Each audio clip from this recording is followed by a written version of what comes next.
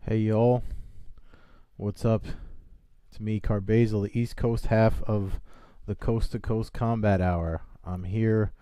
I'm reading off. Matt is in the air or on the ground or on a plane or in a train. So I'm kind of doing this as an experiment. I'm teaching myself how to use this OBS stuff, and I'm also doing this so that we get some type of podcast up for this week before UFC 230, because I know Matt's going to be busy once he gets to New York City. We're going to be together Saturday in Madison Square Garden for UFC 230, a card that we've talked about a lot on previous broadcasts of the podcast, rather. So what I'm going to do is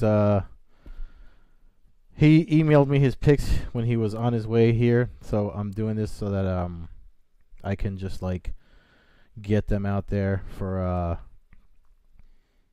the podcast this week. So the card got shuffled so many times, it's like how are we supposed to say or do anything that we could have stuck to within the shuffling between what's her face, Sajara Eubanks and Shevchenko, and then they were on, then they were off, and now we got Cormier and Lewis. So I asked him really quick, I know we said last week that we weren't going to do anything, so or try to squeeze something in, but we didn't know. So this is it. I figured I've been experimenting with this.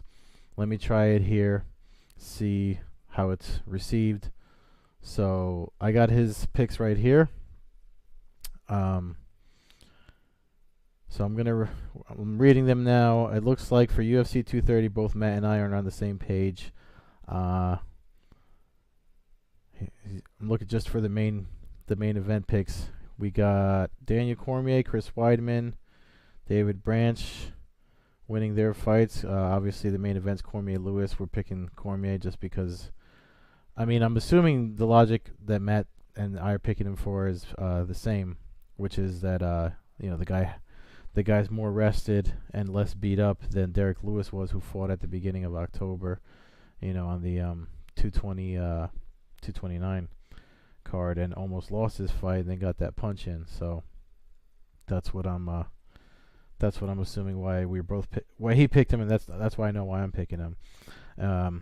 Chris Weidman, I think, wants a win in New York.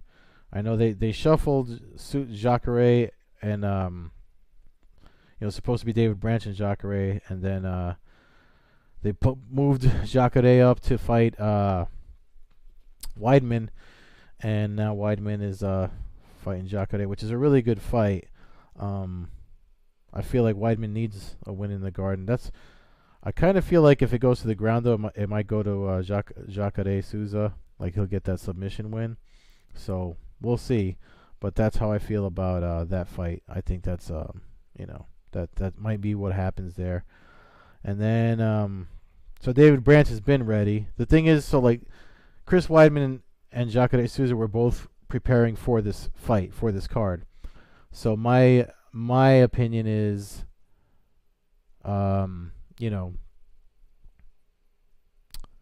both ready for 230. So it's not like they weren't ready to fight, and I think they're just going to be ready to fight they're just going to be ready to fight anyway, so it's still a good fight. I don't mind that they shuffled them like that. I feel bad for David Branch, though, because David Branch has been trying to get that fight since June. If you check his social media profile, he's been trying to get that fight for a while, and didn't happen. So it's going to happen now, in the future, I hope. But they got Jared Cannonier as the alternate for him, so short notice, and Branch has been ready since the summer, so I think that's Branch's fight to win. And then the Israel Adesanya is going against Derek Brunson. I think Derek Brunson is a good fight for him. It's going to be a good test for him, but I think that's going to be it's going to be Adesanya's. He's riding such a hard win streak now, and he's doing so well, and he's younger, and the world. He seems really focused.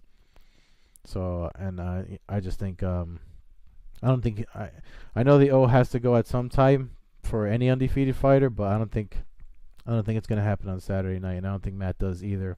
So, and then that one fight that's on there with Roberson and Marshman, is it Jack Marshman? I don't want to get his name wrong. Let me look him up really quick. I should know it because I just submitted my excuse me. I just submitted my my roundtable picks for MMAnews.com. So I already know who I'm picking. I'm just doing this because I wanted to make sure we got a solid picks from Matt. So Carl Roberson versus Jack Marshman. That's the fight so they're both the same age. This is from my analysis. They're both the same age, and Marshman just seems to have a lot more experience than Roberson. So that's why I think Marshman's going to win. I think Matt's going with Roberson because of the undefeated record. He can chime in on Twitter or later when this gets uploaded to the YouTube channel and the podcast and all that. But I think that's where we differ in our picks for UFC 230. But UFC 230 coming back to Madison Square Garden. So's Matt. East Coast and West Coast. It was rare that we get together. I got to get my ass out to California one day for his portion of this thing. But yeah, man, it's gonna be a good time. We'll be out there all weekend.